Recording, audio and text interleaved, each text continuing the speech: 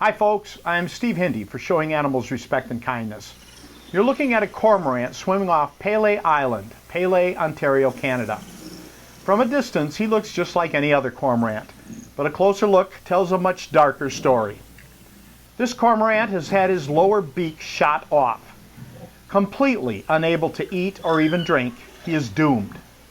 Who would do such a thing to a beautiful native bird whose predecessors were here long before humans arrived? Here's the guilty party, armed killers paid by the Canadian government to literally walk underneath these birds as they sit on their eggs in their nests and blow them away with rifles. The killers claim that plants are being endangered by the cormorants.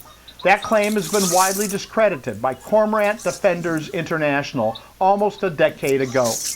We include a link to that data in the video's description.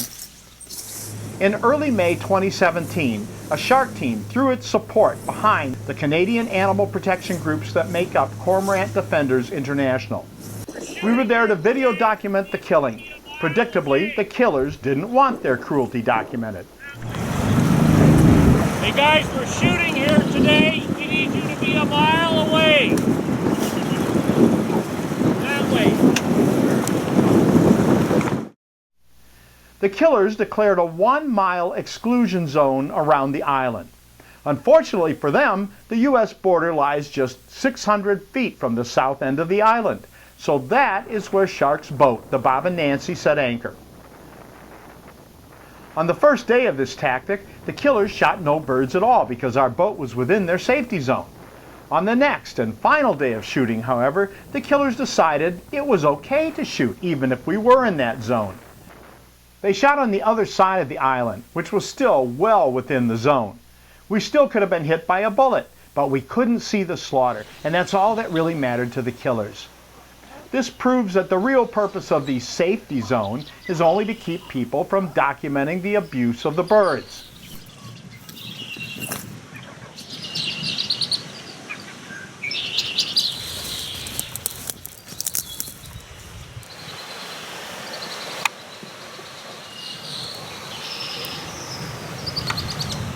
In 2 days of killing, 3 different Canadian police agencies were called out, not because the killers feared for their safety, but only because they didn't want their animal abuse exposed to the world. Just imagine what those police cost Canadian taxpayers. Of course, the matter of exposing the cruelty and cowardice of these people was already accomplished on our first day due to the suffering of one little victim. All the police were professional and none overstepped their legal or ethical bounds. My guess is that they were every bit as disgusted by the killers as we were. Interestingly, a camera that somehow found its way onto the island recorded an unbelievable amount of junk, and it was humans, not cormorants, who deposited that junk.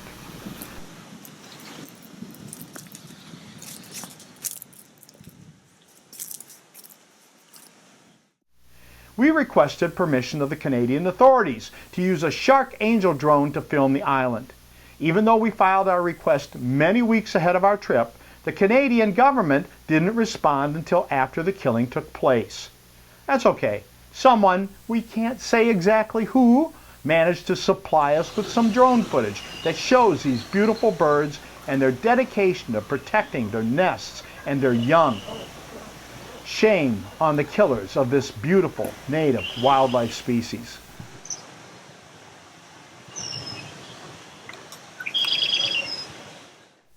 As for our friend, the shot cormorant, we rescued him.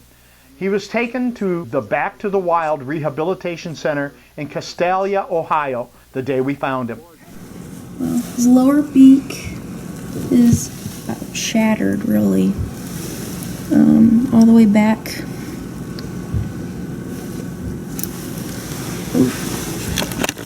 To be honest, his tongue is completely gone. All the way back to there. It's so sad. Yeah, there's no way to repair that. That's what's quite sad, and I'm sure he's probably in excruciating pain. See right where it kind of went up.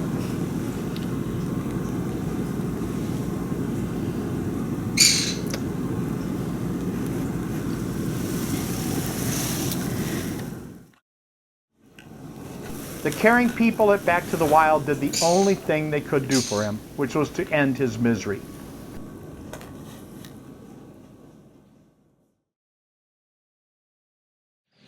As part of their propaganda campaign, the killers are claiming that these beautiful birds are unnatural.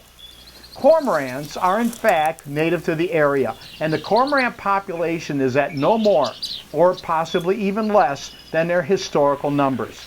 In other words, the cormorants are part of the natural ecosystem.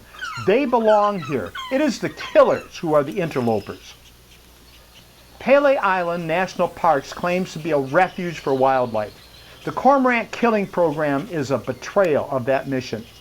It's scandalous that Canadian taxpayers' dollars are being wasted to kill cormorants while vital social services such as schools and hospitals are being cut.